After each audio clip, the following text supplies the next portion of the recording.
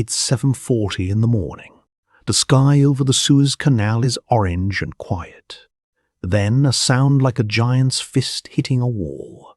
400 meters of steel, the Ever Given, twists sideways in a thin strip of water. Dust and sand explode into the air. The ship doesn't stop. It grinds into the canal bank like a knife into wet bread. And now it isn't moving. Not 1 inch. This is not a normal Tuesday. This is the moment the entire planet held its breath. You probably didn't feel it yet. But somewhere, a mother is checking her phone, waiting for a package that will never come. A factory worker is staring at an empty shelf where car parts should be. A trader is watching numbers fall on a screen and feeling his stomach drop with them. One ship, one narrow strip of water, and suddenly the whole world is asking the same question. How long until this breaks something we can't fix? But here is the twist nobody expected. This wasn't supposed to be possible. The Suez Canal is not some backyard river. It carries about 12% of everything the world buys and sells. Oil, phones, sneakers, medicine, coffee, cars, the flour in your bread. Engineers built it, calculated it, and trusted it. Therefore, when tugboats rushed to pull the Ever Given free, everyone assumed it would take hours, maybe a day. But the ship didn't move. Not that day. Not the next. The sand held onto it like a hand refusing to let go. And behind it, a line of ships began to grow. First 10, then 50, then over 400, floating in the water like people frozen in a traffic jam with nowhere to turn around. Think about what that means for 1 second. 400 ships, each one carrying thousands of containers, each container full of things that someone somewhere is depending on. A hospital waiting for medical supplies. A store waiting for stock before a holiday weekend. A construction site waiting for steel beams that were already paid for. Every single one of those ships was a promise.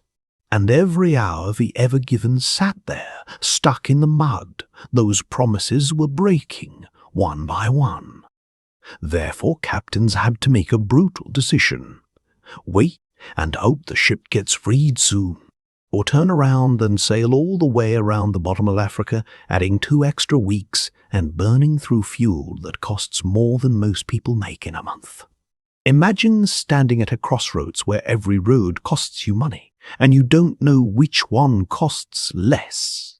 That was the reality for shipping companies across the planet, all at the same time, all making the same impossible bet. But here's the part that should really scare you.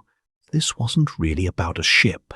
It was about a truth we have been ignoring for decades. Almost everything we touch, wear, eat, or plug in travels through a handful of narrow, fragile choke points. We built a global economy the size of a planet, and we ran it through a canal barely wider than a ship that got stuck inside it. Feel that for a second, not supply chain disruption. Feel it like this. The whole world was eating out of one small kitchen, and someone just dropped a pan in the only doorway. That therefore prices started to move. Oil prices jumped because tankers full of fuel were stuck in the jam. Shipping costs, already high, shot up even further. A container that used to cost $2,000 to ship suddenly cost 10 times that. And who pays for that difference in the end? Not the shipping company, not the ship's owner. You do. The price gets passed down quietly, hidden inside the cost of a couch, a phone case, a birthday gift you bought, without thinking twice. But here is where it gets personal, and where most people stop paying attention, which is exactly the mistake.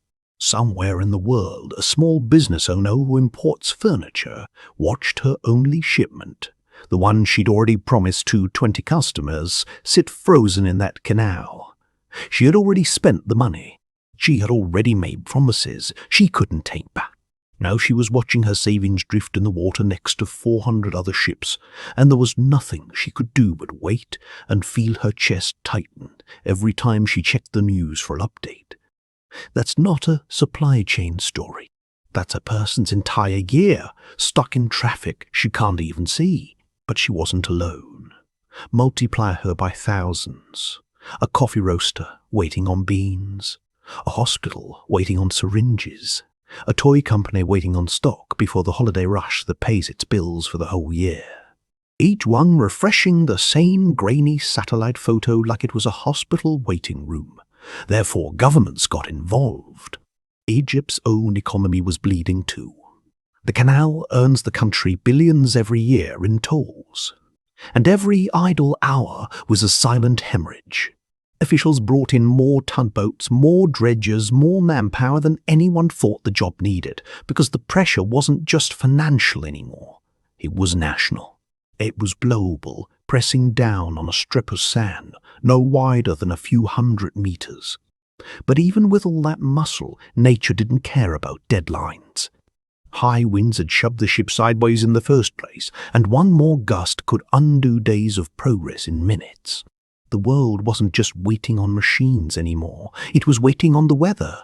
The one thing no engineer, no government, and no amount of money could control. Therefore, engineers and dredgers worked around the clock, day and night, digging sand out from under a ship the size of the Empire State Building lying on its side.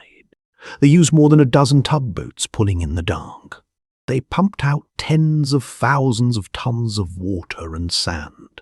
It looked for a moment hopeless, like trying to move a mountain with a spoon while the whole world watched and waited.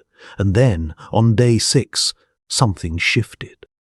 Literally, the tide rose just enough. The dredging finally cleared enough sand. The tugboats pulled with everything they had left. And the Ever Given, slowly like a giant waking from a nightmare, floated free. Cheers went up. News channels flashed. Sighters over. People online joked about the tiny digger that looked like it was trying to move the ship almost by itself. It felt like the story was finished, a happy ending. Relief. But that relief was a trap. Because here is the moment you think it's over. And it isn't. The ship floating free did not undo the 6 days of damage already done. It did not unstick the 400 ships still waiting in line, now all trying to squeeze through the canal at once, creating a second traffic jam on the other side. It did not bring back the fuel, already burned by ships that had rerouted around Africa. It did not fix the factories that had already run dry of parts and had to pause their lines, sending workers home without pay. And it did not calm the prices that had already climbed and would not fully come back down for months. The real disaster wasn't the 6 days the ship was stuck. It was the months of quiet ripple effects that followed, long after the cameras stopped filming the canal. Shipping delays dragged into the summer. Some factories didn't fully recover their schedules until the end of that year.